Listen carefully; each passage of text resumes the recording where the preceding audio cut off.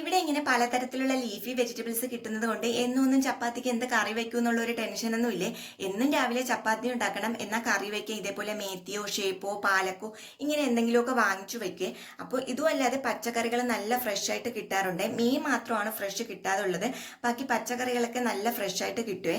അപ്പൊ ഇന്നലെ മേത്തി ഷേപ്പും വാങ്ങിച്ചിട്ടുണ്ടായിരുന്നേ. അതിൽ മേത്തി ഞാൻ ഇന്നലെ ഉണ്ടാക്കി, ഷേപ്പു ഇന്നലെ രാത്രി തന്നെ ഞാൻ കഴുകി ക്ലീൻ ആക്കിയിട്ട് അരിഞ്ഞ് ഫ്രിഡ്ജിൽ വെച്ചിട്ടുണ്ടായിരുന്നേ. രാവിലെ എണീച്ച് അത് ക്ലീൻ ആക്കി കട്ട് ചെയ്തൊക്കെ എടുത്തു വരുമ്പോഴും ഒരു സമയമാകും. അതുകൊണ്ട് തലേ ദിവസം തന്നെ എല്ലാം ചെയ്ത് വെച്ചിട്ടുണ്ടായിരുന്നേ.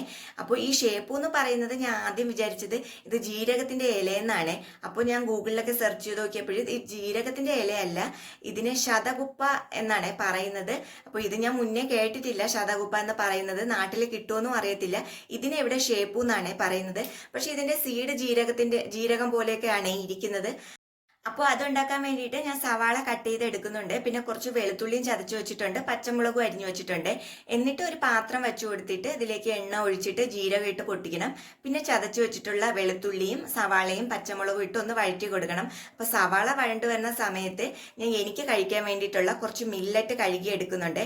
അപ്പോൾ ഇത് കഴുകി കുക്കറിൽ വേവിച്ചിട്ടാണ് ഞാൻ രാവിലെ കഴിക്കുന്നത്.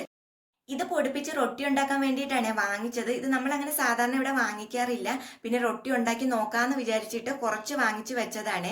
അപ്പോൾ ഇത് ഇവിടെ സാധാരണ മറാഠിക്കാരാണ് ഉണ്ടാക്കാറുള്ളത്. നല്ല ഹെൽത്തിയാണ് ഇതിന്റെ റൊട്ടി. അപ്പോൾ ഇത് എനിക്ക് ഉണ്ടാക്കാൻ അറിയത്തില്ല. നമ്മൾ ചപ്പാത്തി പരത്തും പോലെ അല്ല ഇത് പരത്തുന്നത്, ഇത് വേറെ രീതിക്കാണ് അവരുണ്ടാക്കുന്നത്. അപ്പോൾ അതൊക്കെ ഇനി പഠിച്ചിട്ട് വേണം ഉണ്ടാക്കി എടുക്കാൻ വേണ്ടിയിട്ട്. അപ്പോൾ അതിൽ നിന്ന് ഞാൻ കുറച്ചെടുത്ത് എനിക്ക് കഴിക്കാൻ വേണ്ടിയിട്ട് ഞാൻ എടുത്തതാണ്.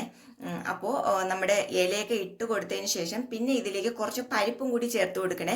നമ്മുടെ മഞ്ഞ കളറിന്റെ കുഞ്ഞു പരിപ്പാണ്. അത് കുറച്ചു നേരം വെള്ളത്തിൽ കുതിര ഇട്ടിട്ട് അതും കൂടി ഇതിന്റെ നടുക്കോട്ട് വെച്ചിട്ട് പിന്നെ ഇല എല്ലാം കൂടി അതിന്റെ നടുക്ക് മൂടി വെക്കണം. എന്നിട്ട് അത് കുറച്ച് സമയം മൂടി വെക്കണം. എന്നിട്ട് കുറച്ച് സമയം കഴിഞ്ഞിട്ട് ഇതിലേക്ക് കുറച്ച് മഞ്ഞപ്പൊടി ഉപ്പും കൂടി ഇട്ടിട്ട് മിക്സ് ചെയ്തെടുത്താൽ മതിയെ. പെട്ടെന്ന് കറി റെഡിയാവും. നല്ല ടേസ്റ്റുമാണ്, നല്ല ഹെൽത്തിയാണ് ഇത്. അപ്പോൾ ഇന്ന് ചപ്പാത്തിയുടെ കൂടെ ഇതാണ് ഉണ്ടാക്കിയത്.